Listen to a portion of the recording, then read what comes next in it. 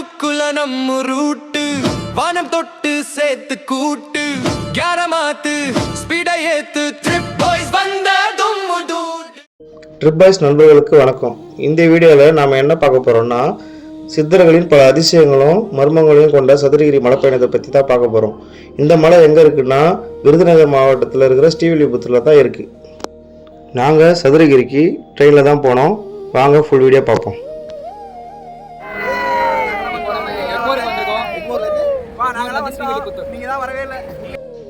சதுரகிரிக்கு மொத்தம் 3 வழி இருக்குது. மதுரை, விருதுநகர், ஸ்ரீவில்லிபுத்தூர்.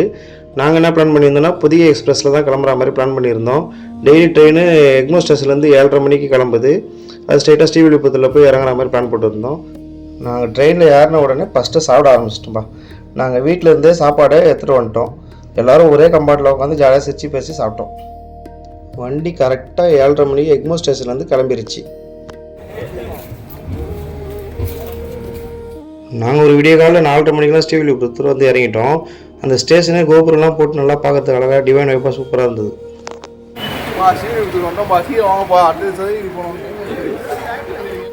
ஸ்ரீவில்லிபுத்தூர்லேருந்து சதுரகிரிக்கு போகிறதுக்கு தானிப்பாறை அடிவாரத்துக்கு போனோம். அதுக்கு நாங்கள் போகிற டைமில் பஸ் இல்லை, அதனால ஆட்டோ பேசிட்டு அங்கேருந்து கிளம்பிட்டோம். ஆட்டோக்கு பேசுறதுக்கு 100 ரூபா வாங்கிட்டாங்க. போகிற வழியில் நாங்கள் கிருஷ்ண கோயில் இறங்கிட்டே சாப்பிட்டோம்.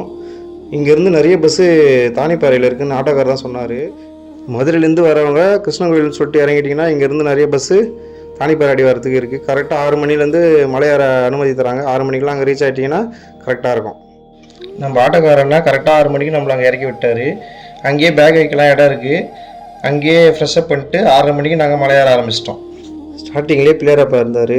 அவர் வணங்கிட்டு நல்லபடியாக போயிட்டு வரணும்னு வேண்டிட்டு சதுரகிரியோட என்ட்ரன்ஸை போய் சேர்ந்துட்டோம். ஒரு ஆளுக்கு 10 ரூபா இங்கே என்ட்ரன்ஸ் டிக்கெட் வாங்கிட்டு அங்கேருந்து எங்கள் பயணத்தை ஸ்டார்ட் பண்ணிட்டோம்.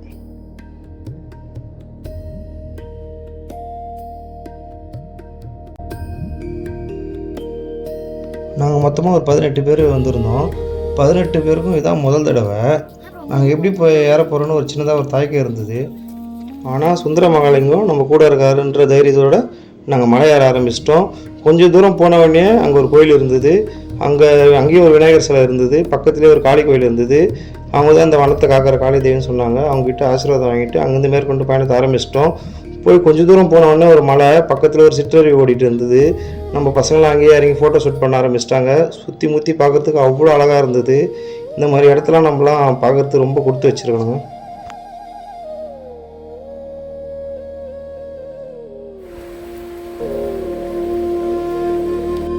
ஆரம்பத்தில் போக போக பக்தர்கள் வசதிக்காக அந்த படிலாம் போட்டு இருந்தது. நாங்களும் இப்படி தான் இருக்கும்னு சொல்லிட்டு ஏற ஆரம்பித்தோம். அதுக்கப்புறம் நம்ம ஃபஸ்ட்டு ரீச் ஆகிற இடம் மாங்கனியோட. மழை டைமில் இந்த பக்கம் வரது ரொம்ப கஷ்டம். இந்த சைடு அனுமதிக்கவே மாட்டாங்க. இப்போ ஏதோ தண்ணீர் ஃப்ளோ கொஞ்சம் கம்மியாக இருக்குது. அப்போ கூட கயிறு கட்டி அதில் பாதுகாப்பாக தான் அனுப்புகிறாங்க. மழை டைமில் கண்டிப்பாக இந்த இடத்துல அனுமதிக்க மாட்டாங்க.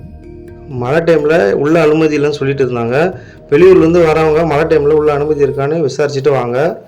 போன வருஷம் வரைக்கும் அமாவாசை, பௌர்ணமி இந்த நாளில் மட்டும்தான் உள்ளே விட்டுருந்தாங்க. இந்த வருஷத்துலேருந்து 365 நாளும் நம்மளுக்கு சிவனை பார்க்குறது பாக்கியம் கிடச்சிருக்கு. இப்போ பார்த்தீங்கன்னா படியில் நம்ம போயிட்டு இருந்த பாதை முடிஞ்சிச்சு. இப்போ நீங்கள் பார்த்துட்டு இருக்க பாதை வந்து வழுக்கப்பாறை. இப்போயே வெயில் காலத்துலேயே கொஞ்சம் வழுக்கிற மாதிரி தான் இருக்குது. மழை காலத்தில் ரொம்ப வழுக்குன்னு சொல்கிறாங்க. வழுக்கிட்டிங்கன்னா அந்த பக்கம் பார்த்தீங்களா, அங்கே போய் விழுற மாதிரி தான் இருக்கும். கொஞ்சம் பார்த்து ரிஸ்க்கான இடம், கொஞ்சம் கவனமாக ஏறுங்க இந்த இடத்துல ஏறும்போது மட்டும்.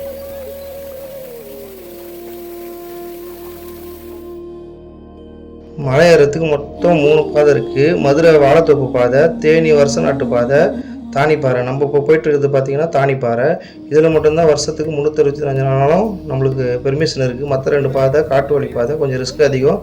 அதனால் குறிப்பிட்ட டைம் மட்டும் தான் அனுமதி தருவாங்க.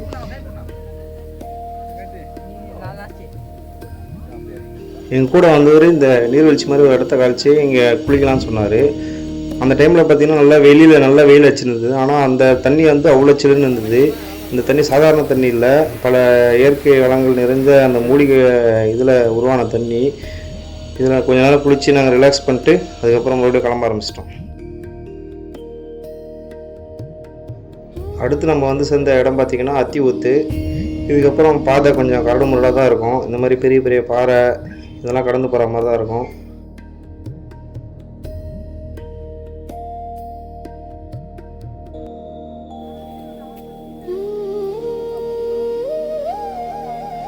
மலை ஏறும்போதே ஒரு சில பேர் சொல்லிட்டு தான் வந்தாங்க, சித்தர்கள் ஏதாச்சும் ஒரு ரூபத்தில் உங்களுக்கு வந்து வழிகாட்டுவார்னு.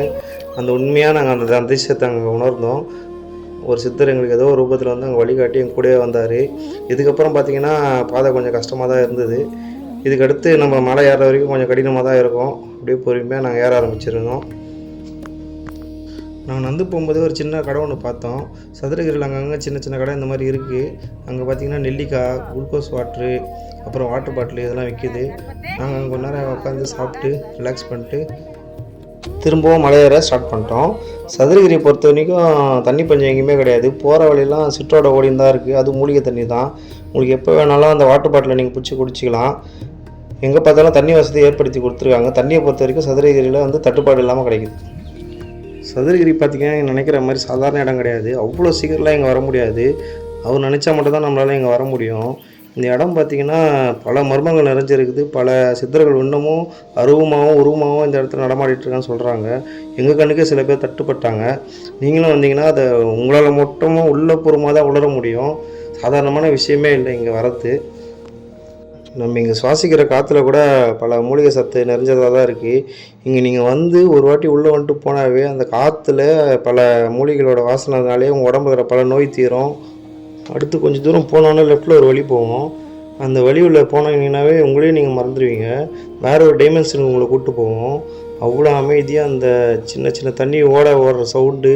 அந்த இடத்துக்கு போனோன்னா நான் எங்கே இருக்குன்னு எங்களுக்கே தெரியல.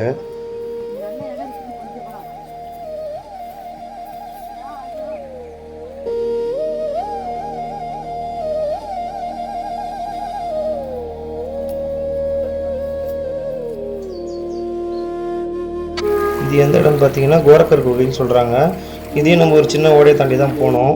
இந்த டைமில் மழை டைமில் இதுக்குள்ளே வர முடியாது. இதுதான் வந்து கோரக்கர் வந்து தவம் செஞ்ச இடம் சொல்கிறாங்க. இது உள்ளே வந்து ஒரு ஆள் இல்லைனா 2 ஆள் தான் போக முடியும். உள்ளே பார்த்தீங்கன்னா கோரக்கரோட சிலையும் சிவலிங்கமும் இருக்குது. இங்கே வந்து அமைதியாக ஒரு 10 நிமிஷம் உட்காந்து தியானம் பண்ணிங்கன்னா, சிவனை நோக்கி வேண்டிங்கன்னா, அவங்க மனசில் இருக்கிற குறையெல்லாம் சொன்னீங்கன்னா, மொத்தமும் அந்த சுந்தர மகாலிங்கமோ சந்திர மகாலிங்கமோ ஆதி மகாலிங்கமோ நம்ம குறை எல்லாத்தையும் தீர்த்து வைப்பாருங்க. அப்படியாப்பட்ட இடம். சும்மா சொன்னாங்க சித்தர்கள் நிறைந்த மர்ம பூமின்ட்டு. நீங்கள் வந்து பாருங்கள், உண்மையாகவே உணர்வீங்க. கோரக்கர் கோவிலேருந்து கொஞ்சம் தூரம் வந்தாவே இரட்டலிங்கம் வந்துடும். இரட்டலிங்கத்தில் அங்கே சிவன் இரட்டலிங்கமாக காட்சி தராரு. இங்கே வந்தீங்கன்னாவே நீங்கள் சதுரகிரி மலையில் பாதி தூரம் வந்ததாக அர்த்தம். இங்கேருந்து இன்னும் பாதி தூரத்தை கடந்தால் நம்ம சுந்தர மகாலிங்கத்தை தரிசனம் பண்ணிடலாம். வாங்க மேலே போய் பார்க்கலாம்.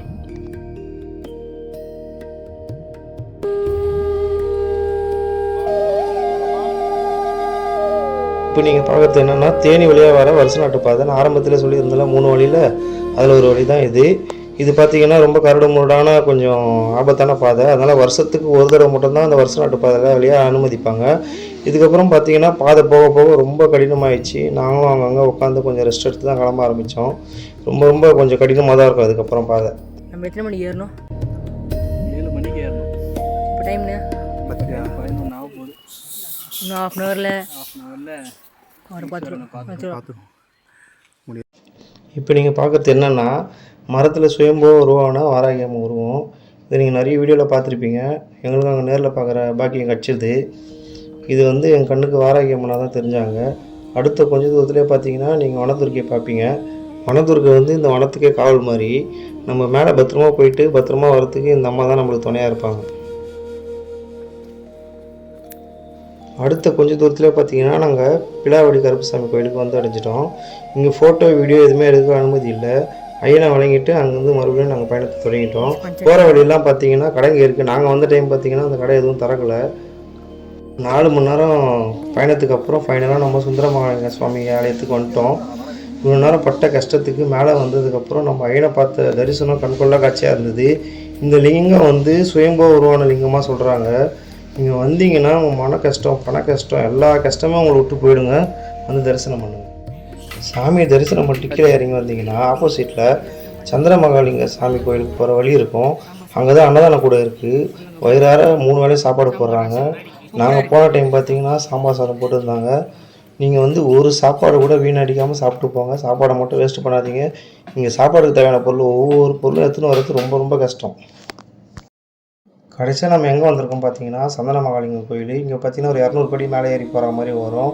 உள்ளே பார்த்தீங்கன்னா 18 சித்தர்களும் காட்சி தராங்க. சாமியை தரிசனம் பண்ணிவிட்டு அங்கேயே உட்காந்து ஒரு 10 நிமிஷம் தியானம் பண்ணோம். தியானம் பண்ணதுக்கப்புறம் மனசுக்கு ரொம்ப அமைதியாக இருந்தது. நீங்கள் எல்லாரும் வாழ்க்கையில் ஒரு தடவையாச்சு சதுரகிரிக்கு வந்து இந்த அற்புதத்தை அனுபவிச்சாகணும். இப்போ நீங்கள் பார்க்குறீங்களா, இதுதான் வந்து தவசிப்பாறை மலை. அங்கே தான் வந்து பெரிய மகாலிங்கம் இருக்கார். நமக்கு இப்போ அங்கே போகிறதுக்கு அனுமதி இல்லை. எங்கள் ட்ரிப் பாய்ஸ் வீடியோ உங்களுக்கு பிடிச்சிருந்தா லைக் பண்ணுங்கள், சப்ஸ்கிரைப் பண்ணுங்கள், ஷேர் பண்ணுங்கள். நன்றி நண்பர்களே, வணக்கம்.